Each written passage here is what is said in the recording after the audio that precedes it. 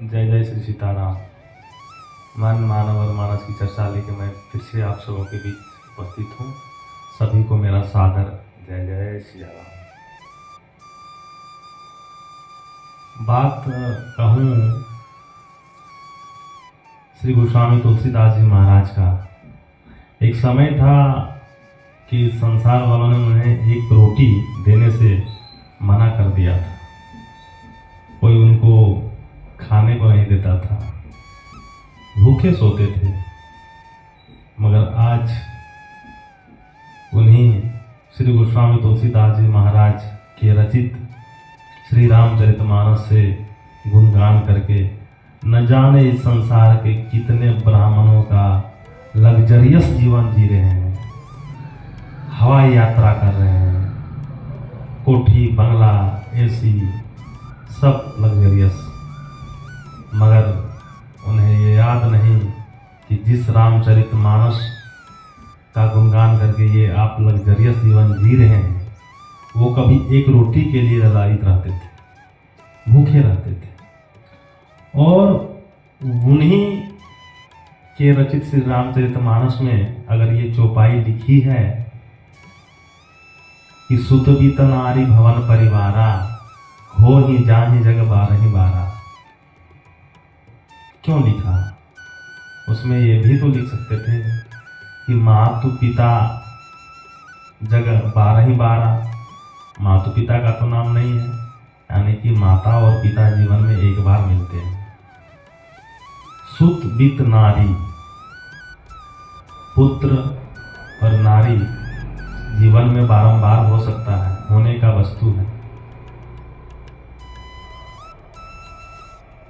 गोस्वामी जी ने इसलिए लिखा, उसमें नारी और बेटा का जिक्र इसलिए किया कि वो जानते थे कलिकाल में नारी बस होके मनुष्य उस स्थान को, उस व्यक्ति को, उस व्यक्तित्व को भूल जाएंगे जिन्होंने उन्हें इस धरती पे लाया। कहा जाए तो माता पिता, गुरु और भगवान से भी ऊंचे हैं। और उस तत्व को मनुष्य एक नारी के चक्कर में लग के सारे मान सम्मान, मान मर्यादा तोड़ के और हृदय व्यथित कर देते हैं उस माता का जिन्होंने 9 महीने अपने कोख में रख के उसका मल मूत्र साफ करके उसे बड़ा किया,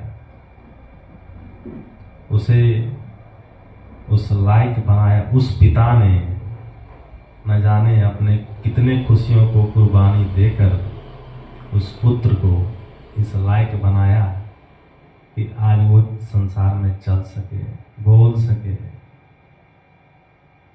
सब कुछ कर सके। वो सब कुछ सुख सुविधा एक पिता अपने पुत्र को देता है, जो सुख सुविधा वो पिता अपने जीवन में भोग नहीं पाता, जो कभी उसका इस्तेमाल नहीं किया, वो सब भी सुख सुविधा अपने पुत्र को एक पिता देता है, प्रदान करता है। क्योंकि वो चाहता क्या है, एक पिता चाहता क्या है कि जो हमने नहीं जिया वो हमारा बेटा जी ले। माँ चाहती क्या है कि मेरा बेटा हमेशा खुश रहे, कभी इसके आंखों में आंसू ना आए। ऐसे इच्छा रखने वाले माता पिता का हृदय वो पुत्र कैसे विदीर्ण कर सकता है, ये समझना होगा। हम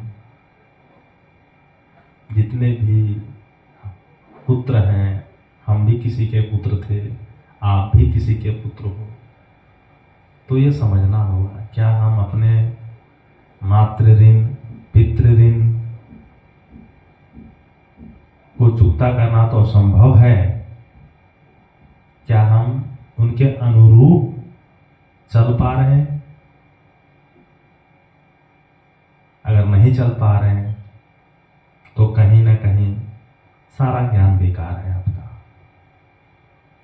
फिर पशुवत और आप में कोई अंतर नहीं है। इसीलिए माँ बाप सबसे पहले माता पिता।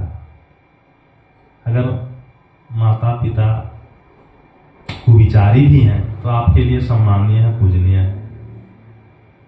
माता पिता से बढ़कर इस संसार में कोई नहीं है। इसीलिए तुलसीदास जी महाराज ने उस चौपाई में माता पिता का जिक्र नहीं किया। क्या किया है? सूता बीत नारी भवन परिवारा अहो ही जाहि जग बारहि बारा। आप सबों से निवेदन, माता पिता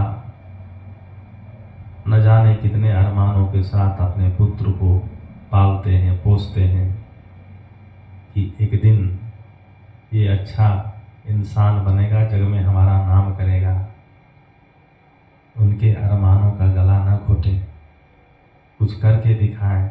जीवन में प्रतिकूलता सबके जीवन में होती है। समय अच्छा नहीं होता किसी का, समय को अच्छा बनाना पड़ता है। समय को अच्छा बनाइए, प्रतिकूल स्थिति को अनुकूल बनाइए। वो कैसे होगा?